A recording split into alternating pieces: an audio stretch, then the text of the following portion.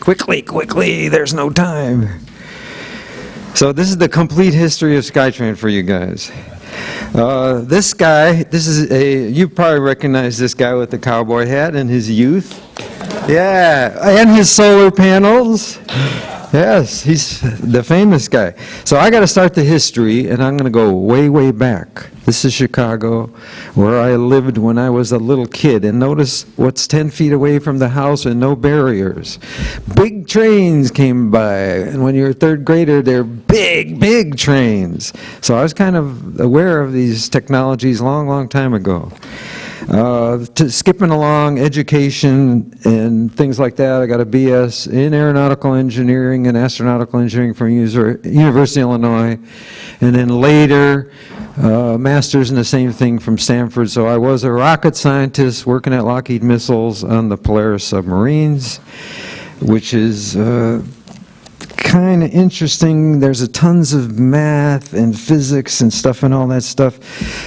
Just wanted to point out I have zero education in urban planning or transit. So you guys should be scared of me, basically. Just like you should be scared of this guy here who now controls nuclear subs and dances Gangnam Style. Later on, I worked on Apollo. I'm that old. You can see the pictures here. I worked on the escape, launch escape system, and also on the dynamics of the structure, the docking ring structure, the little skinny part between the command module and the lunar module. And what happens, they worry, I need a pointer, but if they have a hard-over failure with the service module rocket, the whole thing starts shaking and a break-in. We made them redesign it twice once we did the analysis. My first invention. In 1965, this was published, Nuclear War Game. This is 50 years later. At the end of the talk, I'll tell you a little bit more about what's going on. And that is a real bumper sticker, I Heart Nuclear War, that the guy I licensed it to in the early 70s. He's produced a lot of versions of the, updating the game because the missiles get obsolete, and that's the famous spinner.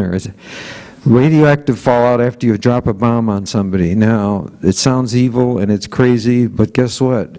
We should have the heads of all the countries of the world play it, because 2 out of 3 times everybody loses.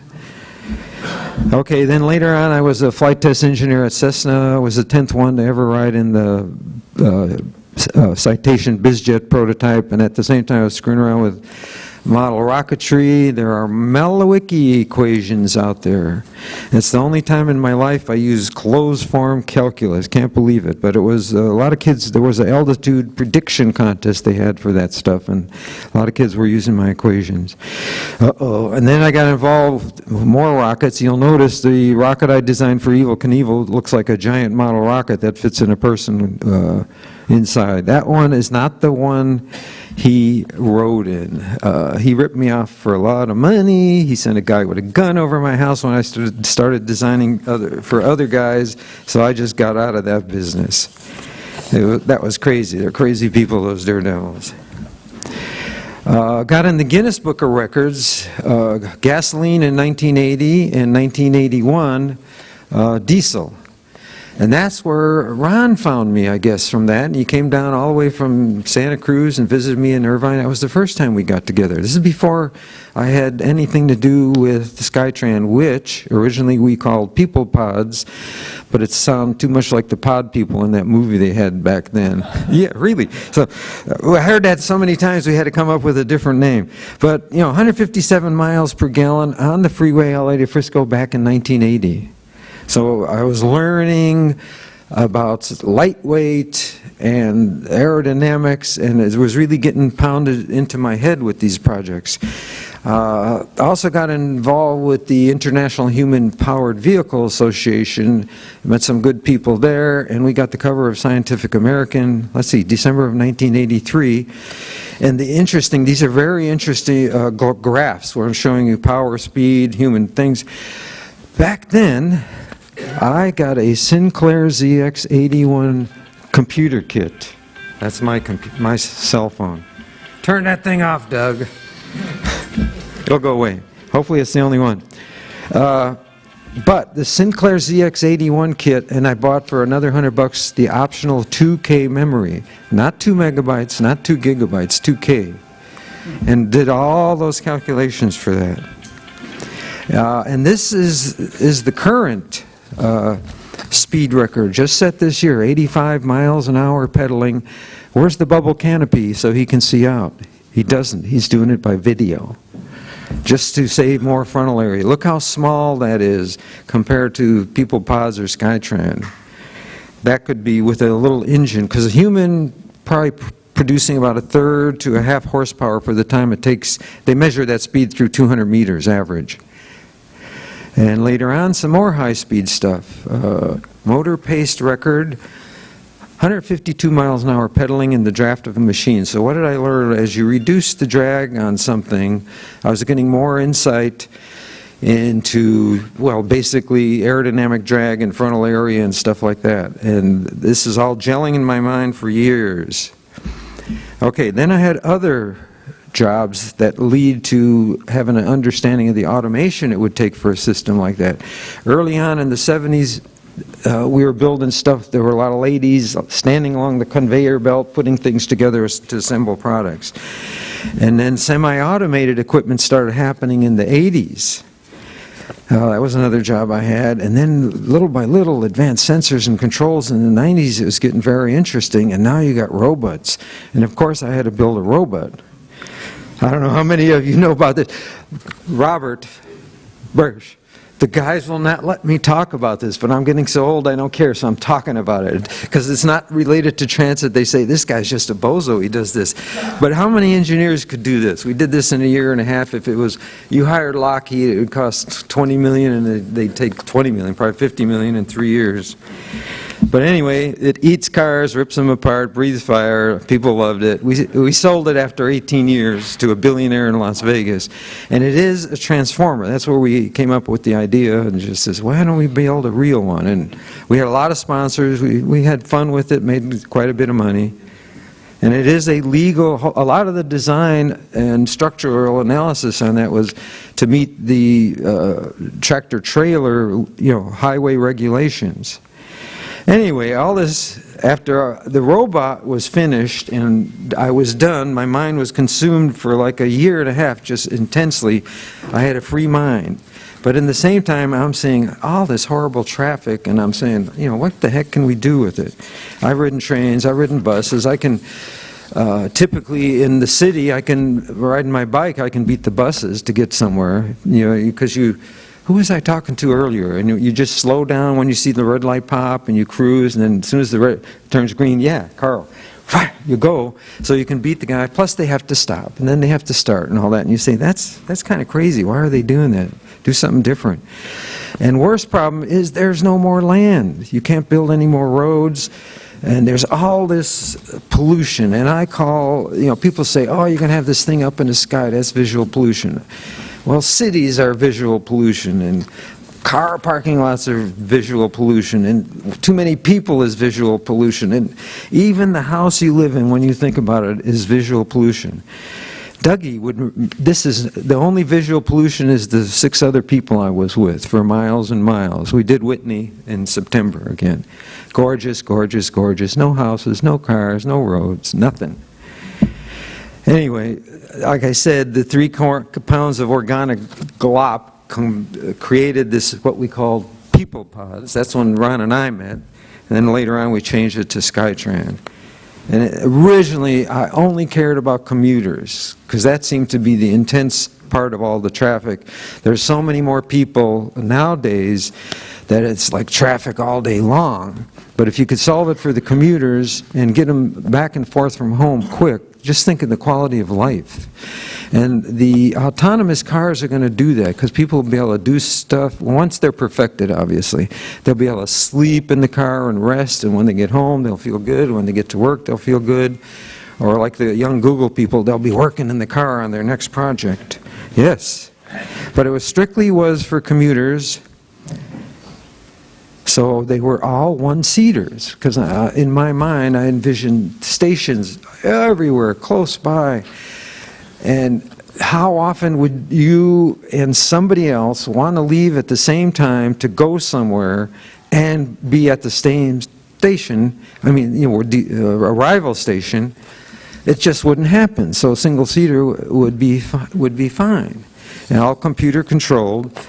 This is, you know, a guy getting in to go to work. They were above rather than suspended back then. And this was, okay, this is one of the goofier versions. All these, there was no simple 3D computer rendering stuff like you have now today. These were all done by Larry Wood, and if you were a young kid and played with Hot Wheels, he was the guy who ran that whole program, Art Center design kid from a long time ago. Okay, we got that, the Popular Mechanics thing from January 1992 picked that oddball weirdo design to put on their article about us. Personal maglev, public transportation, yes, someday. It's been a long time. 25 years for me last January. This coming January will be 26. But then I went to two-seaters eventually because my people kept saying, you got to carry two people. Well, for some reason we have evolved to cars that carry for 5 people, and Caltrans says it's a 1.2 person per car. So I still don't understand, especially when a family has 3 cars, why they all have to be carrying 5 cars. So my brain just works different, I guess. But anyway, what it turned out is that you got a better fineness ratio, more like a teardrop if you made it a little longer. So there was a trade-off. It would take twice the power to accelerate, not quite twice, because part of it's the structural weight, to accelerate fast, to get on the guideway, but it would have better aerodynamics, so it would cruise, because of the fineness ratio, it would cruise a little more efficiency. I was still in like my California commuter mode. How am I doing at time? Is somebody going to say 2 minutes or 5 minutes or something? Okay. Okay, I'll do good. Okay, and this is a chart from 1990. Oh, I need my laser pointer. But if you look all the way to the left, I'm saying, what if there was a super energy crisis and it lasted 20 years? What would you do? Well, if you got in there, these little prone pods, and wanted to go 100 miles an hour, you could average 2,000 plus miles per gallon equivalent. I don't think too many people want to ride around like that, but it's possible. And in the Scientific American article, I even did the analysis for bicycles on the moon, or it could be just electric magnetic transportation. And the energy to go 2,000 miles an hour on the moon in the vacuum is like nothing. That's why they talk about railgun stuff launching back to Earth. Anyway, I'm getting off the tangent. This was another great inspiration. See that little blob in the center? 2 guys are pedaling this machine. I forgot what it weighed, but they were allowed on the freeway with the cops in front and back. 50.5 miles an hour, and they went for 41 miles on the freeway back in 1980. So this stuff sits in your brain for a long time. This was the first transportation presentation I ever made, and this was through Floyd Y. Zalick. And I thought Catherine Burke was going to be here, but I think she was the first one that I learned about this field of PRT that already existed. And sometimes I'm happy I didn't know about them, because I would probably said, ooh, I'll speed it up from 50 to 55. And when I jumped into it, I wanted 100 miles an hour. If I can't go faster than what people are driving now, 80 miles an hour, forget it. And I want to go nonstop and never have to slow down, except for the turns. All right, so that was a long time ago. Ron arranged this, and this was down in Mexico. He had a business with this gorgeous Mexican lady that he tells me still that it was just business, and I do not believe that for a second. Never have. He made a lot of trips down there. I don't believe you, Ron. And we were in Chapultepec Park. And these are 2 of my friends, and Hector is there holding that little model. He's still helping out, and he works part-time in the shop for us in California. Loves it. He's in his 50s now too. And the other one, where's Jim? There's Jim Nilsson, our good buddy. And he could speak Spanish, so that was great. So they had a good time there. And Hector grew up in Mexico City and came here. This is just a little kind of a sketch of different aspects of SkyTran.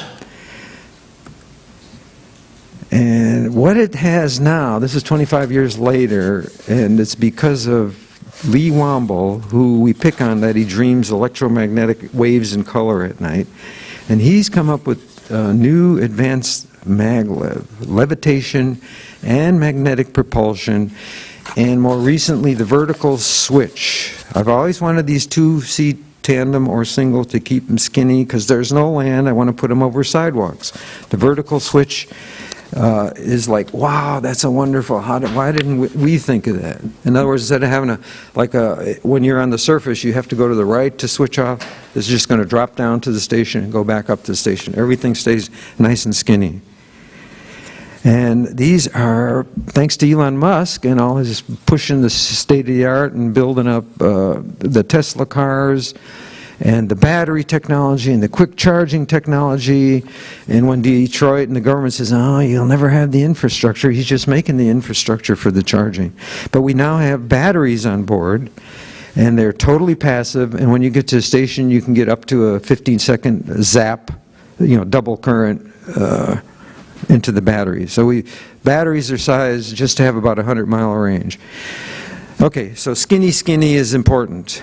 And I've always been designed to be elevated above existing sidewalks. No destructive right of ways required. Oh, this is the fun part. Oh, I need a laser pointer. Hang on. How did I get to Mountain View? There's all kinds of ways I could have done it. How would I have liked to travel here? And what could I do to minimize the total point-to-point thing? Okay, here's I got a few minutes. Okay, this is how I did it. Just drove, and the Google map says this time and this average speed for that distance. Could have flown. I would have got here in about 4 hours because you got to drive to the airport, you got to park, you got to walk from the parking lot, you got to get checked in, you got to go through security, you got to sit there by boarding, you finally board, you sit in the airplane while everyone else is getting on, then it taxis, lines up, there may be 2 or 3 planes, especially in Orange County, and then it finally can climb and climb and climb, it's at cruising altitude and it finally goes fast. And then the same thing in reverse, you got to hit a rental car booth, you got to pick up your luggage, etc. So it's really only 4. Now, if we could advance ourselves to 2029 and have the high-speed rail, I'd have to drive, this is only for me. If I had 20 of these Google Map engineers, they could create this software for anybody and put all these time delays in, and you would get your true time to get anywhere. And already they're having the red, yellow, green on the roads for the traffic, and they tell you a big crash. I had that going up to Oakland. So they routed me a different one. Just listen to the talking lady. So nonstop. If you just went from LA in the train, and I'm sure it'll have the nonstops, whether it'll be to San Jose or I'll have to go to Frisco, I don't know. But 7 stops, the average speed goes up a little over a half an hour. So your average 73.8, the airplane 91 miles an hour, a car. If they were Google cars, they could all be driving and they'd never slow down. But they'd have to get on this special 5 lanes so they could all do that. But I figure, and the other problem is they are not like humans. They would follow the exact speed limit. So I gave them a 70 mile an hour average, so it would help a little bit. Okay, next one. SkyTran. 89.2 mile an hour average 4-hour trip from my home in Irvine to Mountain View. Obviously be longer if you're going up to San Francisco and started somewhere else, shorter if you went to LA. We've always talked 150 mile an hour, and just when I did this I realized, oh my gosh, it shouldn't be a pickup point in LA for the 150 mile an hour lane, or somewhere else like San Francisco. It should be down to San Diego all the way straight through, and all this grid you'd be able to pick up anywhere. And 2.5 hours, 137 miles an hour average. That would definitely beat the high-speed rail and be a lot cheaper. And then of course we got Hyperloop. It's almost on demand. There may be a queue, but now I would have to drive to Union Station where the Hyperloop thing, I'd have to go past where I want to go and then rent a car and come back. So I got all those little times in there. So almost 3 hours with the Hyperloop. But if you had the SkyTran in both cities, which is pretty cheap, You'd average 304 miles an hour and get there in under 2 hours. How am I doing? Okay, oh, I'm almost done. Get that? Did you read that? Did you read that? I'm here to help. The other guy, and I would love to be working with him, is Elon Musk, because he makes stuff happen. The heck with the bureaucrats and the rule makers. And I am one of those guys, I don't know how to do that. I just do math and physics and understand math and physics. And as soon as I get to paperwork, I go nuts. That's why I've never started a company and want employees. Too much paperwork, too much regulation. Anyway, there's another 13 pages all about SkyTran and different insights in my ebook, Fit at 75. If you're over 50, you better read it. Stay healthy. Enjoy life. I do. And that's the end. But wait, there's more. Remember earlier I says if we had time I'd talk about this is it. Okay, now if you look to the right over there, from the cover of the book, he took that and he took my trekking poles and made electrocution wands. This other one is from a 1982 game. I'm Super Virus. That's me with my fangs. So twice in my life I've been immortalized as an evil cartoon character. But anyway, I wanted to stop on that. Are any of the San Jose students here? Okay, only one. He gets one for sure, and I'll give a few more to Buford. They're not in print yet, because this is a Kickstarter. They raised 156 grand for this special edition, but I was going to give 5 of those out to you guys. Okay, and then there'll be anyone who else wants a game. They got to figure out. This is a 35-year-old tie, and it has the Guinness World Record symbol all over it. So whoever figures what this all means first, I'll send them a game too. Okay, I'm done.